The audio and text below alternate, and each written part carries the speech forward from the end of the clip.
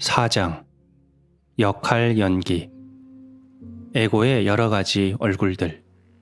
에고의 병적인 형태들.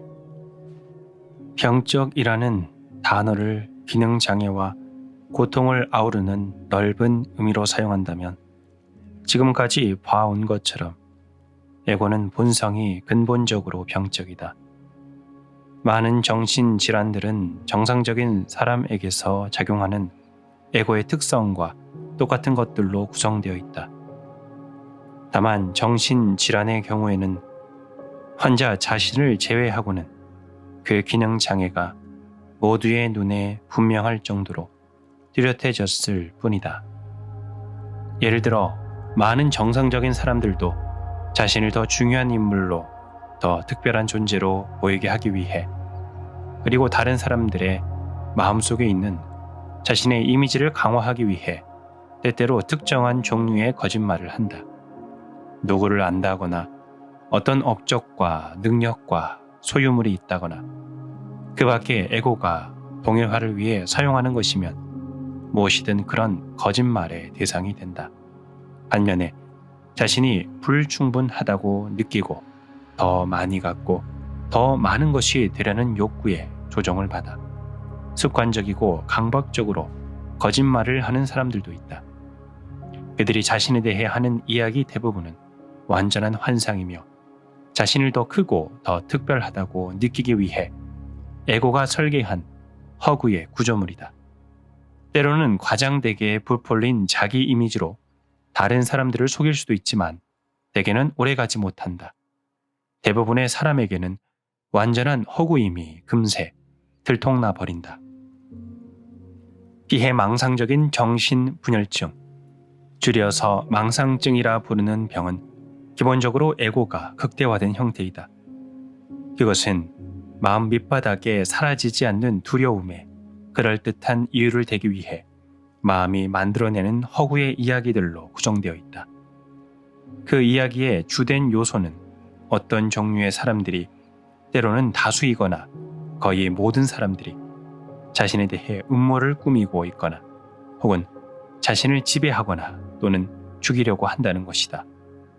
그 이야기는 종종 나름대로 일관성이 있고 논리적이기 때문에 때로는 그것에 속아 굳게 믿는 사람들도 생겨난다. 한 조직체나 국가 전체가 이 피해망상적인 믿음을 바탕에 갖고 있는 경우도 있다. 다른 사람들을 향한 에고의 두려움과 불신, 그리고 상대방의 잘못을 발견하고 그 잘못을 상대방의 정체성으로 만드는 데 집중함으로써 상대방의 다름을 강조하는 에고의 성향은 한 걸음 더 나아가 상대방을 비인간적인 괴물로 만든다. 에고는 존재하기 위해 타인이 필요하지만 마음 깊은 곳에서는 타인을 미워하고 두려워하는 딜레마가 있다.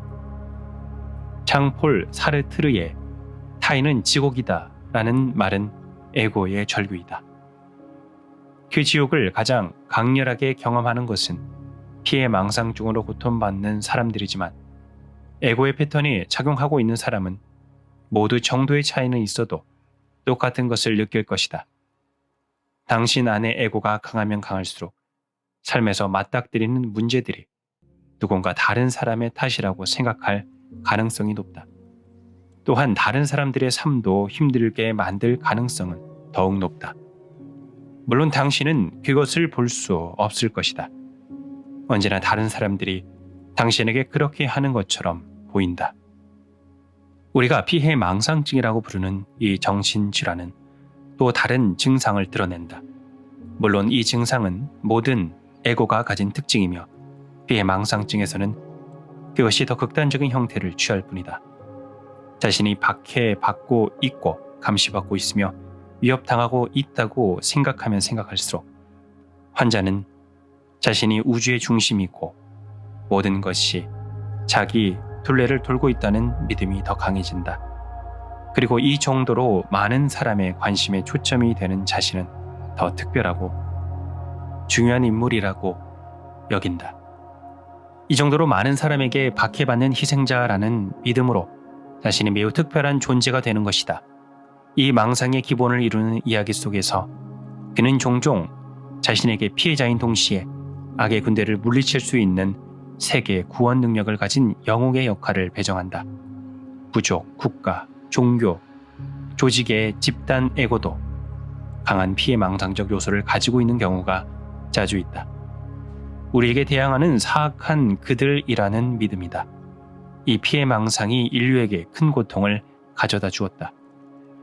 이단자와 마녀들을 재판에 회부해 허용시킨 스페인의 이단 심판, 1차 세계대전과 2차 세계대전으로 치달은 국가들 간의 관계, 공산주의 체제의 역사, 냉전, 1950년대 미국의 메카시즘, 반공산주의 열풍, 중동에서 오랫동안 이어지고 있는 무력 분쟁, 이 모든 일들은 집단의 극단적인 피해 망상증이 일으킨 인류사의 고통으로 가득한 사건들이다.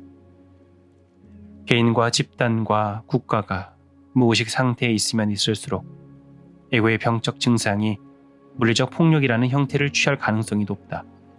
폭력은 원시적이지만 에고가 자신을 주장하고 자신이 옳으며 상대가 틀림을 증명하려고 시도하려는 방법으로서 지금까지도 널리 퍼져 있다. 무의식이 강한 사람들의 경우 논쟁은 쉽게 물리적 폭력으로 발전한다. 논쟁이란 무엇인가?